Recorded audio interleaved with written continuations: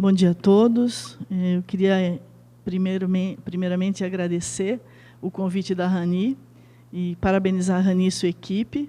É sempre um desafio, nos tempos atuais, se organizar um evento, né?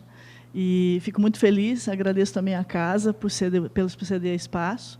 E, em nome da Sociedade Brasileira de Acústica, também agradecer a Rani, que está justamente promovendo esse evento, marcando a presença da Regional São Paulo, né, da Sobrac na Regional São Paulo.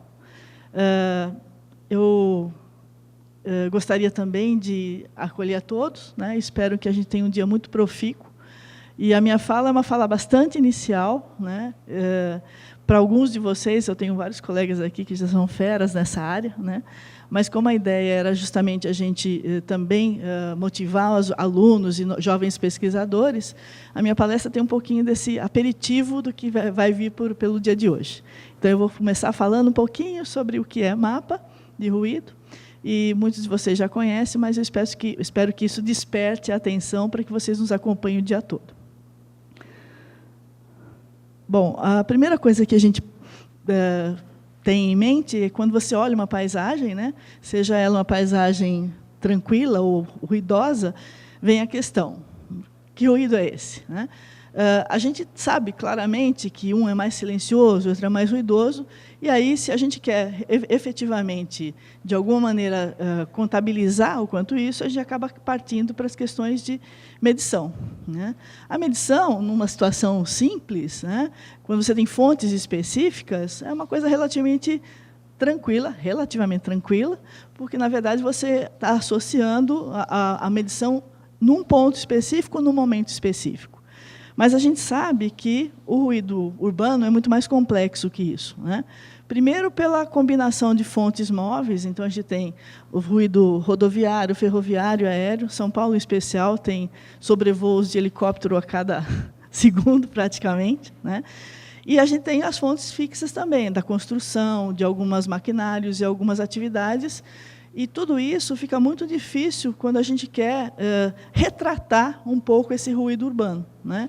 Porque ele acaba sendo uma coisa ou pontual, né, do local, ou até uma fotografia. E fotografia, muitas vezes, remete a uma situação de passado. Quer dizer, você não consegue perceber claramente como é que as coisas estão acontecendo e como é que elas estão evoluindo, né? E aí vem sempre a dificuldade, na hora da medição, seja ela numa situação simples ou mais complexa, que parâmetros a gente usar, quanto tempo eu tenho que medir, né? A gente sabe que a variabilidade no tempo, quer dizer, se eu meço de manhã, é a mesma coisa de manhã, da tarde, como é que as coisas funcionam? E a questão do zoneamento urbano, né? Por exemplo, o que me permite avaliar o ruído numa região ou numa região diferenciada, né? E, mais que isso, é como é que eu represento isso, né? Os físicos, como eu, adoram gráficos, adoram números, tabelas, né? Mas, muitas vezes, para o arquiteto e para o urbanista, para ele, a imagem fala mais alto, né? E é por isso, então, que a gente tenta, de alguma maneira, tentar visualizar o invisível, né?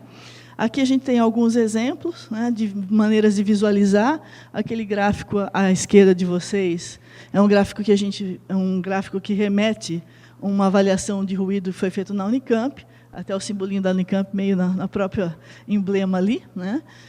Depois, aqui a gente tem um corte numa região de uma cidade de Aracaju, e aqui embaixo um espaço na Espanha. E se a gente associa, né, a cor, a intensidade sonora, isso fala muito alto, né? A gente percebe claramente ali regiões com vermelho escuro, né, que dão a ideia de que a intensidade do ruído é grande. À medida que vai clareando, você tem a sensação de que as coisas estão ficando menos ruidosas, e o verdinho dá a sensação que ali é uma sensação de calmaria. Então, de uma certa maneira, seja ele na questão do espaço urbano, na questão do planejamento de quadras, ou numa amplitude maior da cidade, essa visualização é importante, né? E isso é o que a gente, de alguma maneira, vai tratar na minha fala, que é a questão do mapa de ruído. Isso aqui são exemplos de mapas de ruído. Se a gente for, de alguma maneira, identificar ou tentar definir o que é um mapa de ruído, né, existe uma definição formal, uma norma, que traduz o mapa de ruído como uma representação visual do ruído ambiental. E o que é interessante é que, justamente, a gente retrata nessa representação os níveis de ruído, né? E, de uma certa maneira, as possíveis fontes. Então, é possível fazer um mapa do ruído rodoviário, do ferroviário, do aeroportuário, das fontes fixas, indústrias, né? E a ideia é muito forte, porque, de uma certa maneira, ela retrata as curvas topográficas. Então, quem é da área, por exemplo, de urbanismo, da arquitetura, mesmo da engenharia, consegue entender um pouquinho essas nuances, né, essas curvas que a gente encontra nos mapas de ruído. Bom, a finalidade do mapa, eu acho que a gente está num evento justamente meio que consagrado à questão do ruído urbano, e a gente sabe que ele tem sido uma ferramenta muito forte na questão do planejamento territorial, né? E principalmente porque isso dá, né, aos gestores ambientais, né, uma riqueza de informações, né? Outra coisa também é a questão da variabilidade. Então, por exemplo, é possível o gestor ter uma noção do que está acontecendo, projetar cenários, modificações urbanas que possam acontecer na cidade. E, mais que isso, a gente tem visto mais atualmente, por exemplo, com a questão da norma de desempenho aprovada em 2013, né, e a preocupação com os empreendimentos, de criarem as suas edificações com um adequado isolamento de fachada, por exemplo, o mapeamento é uma grande ferramenta nesse sentido, né? Outra coisa também é a questão do impacto, né, ambiental. Muitas vezes, a gente tem situações em que você muda o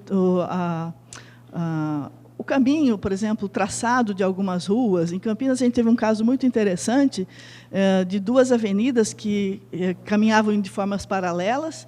Elas tinham caminhos, uma de um lado e outra do outro, e foi feita uma mudança, chamada rótula, em que as duas avenidas caminhavam para o mesmo ruído. E isso foi feito através de mapa, e a gente percebeu, não só na questão da medição, mas também no mapeamento, que foi uma atitude acertada do ponto de vista de redução de ruído urbano.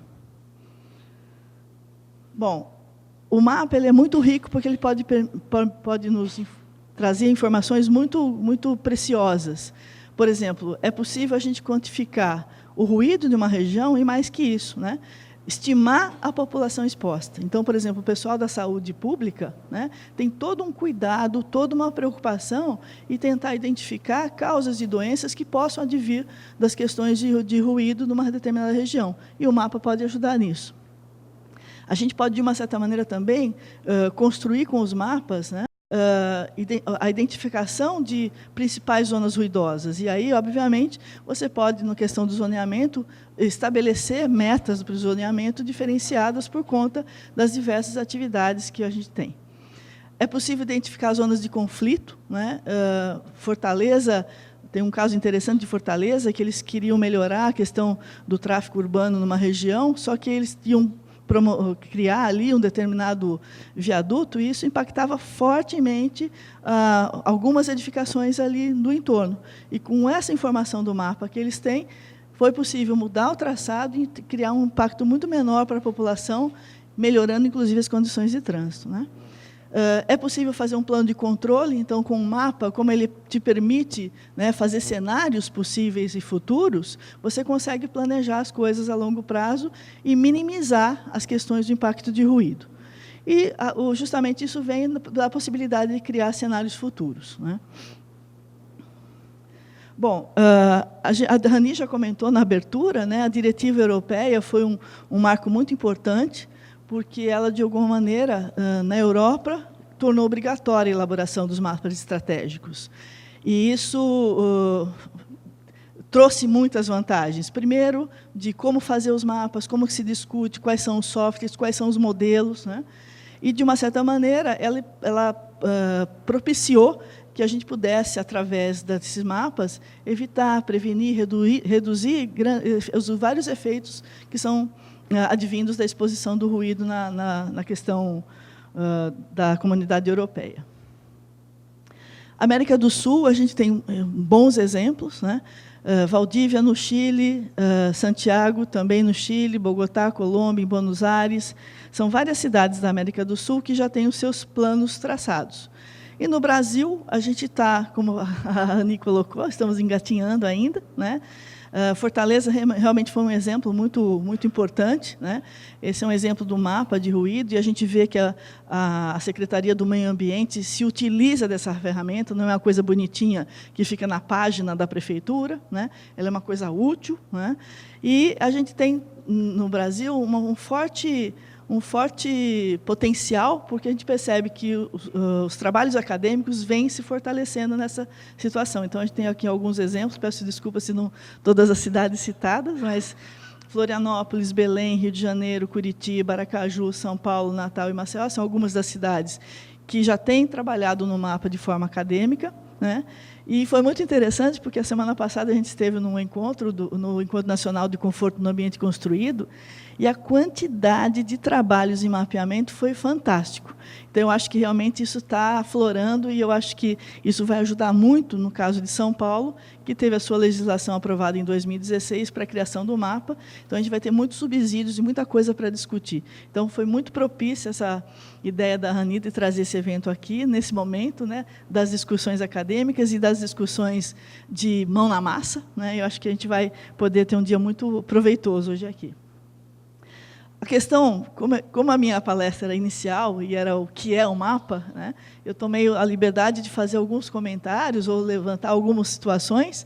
Peço desculpas se para alguns isso já é bem estabelecido, mas é uma maneira de provocá-los e pedir para que vocês continuem aqui, porque a gente tem muita fera aqui ainda para se apresentar. Os mapas, de alguma maneira, podem ser feitos ou por medições, e aí, nas questões de medição, é bastante complicado, porque se você tem um bairro, você imagina quantos pontos de medição você tem que fazer, né? Você começa de manhã e termina à tarde, então o ruído que você começou de manhã medindo é outro, né? Mas a gente tem também a possibilidade de fazer o mapeamento por softwares comerciais. A gente, na Unicamp, em 2004, fez o mapeamento da Unicamp por pontos, foram 26 pontos, considerando ruído só rodoviário, né? Eram medições de 12 horas por dia. O equipamento tinha que ser descarregado no meio do dia, porque a gente não dava conta de carregar, né? E hoje, com o software, em 2014, a gente aproveitou os dados coletados, refez o mapeamento e viu a evolução, né, desses dados. Então, a gente conseguiu refazer aquele mapeamento por software e comparar com a evolução temporal.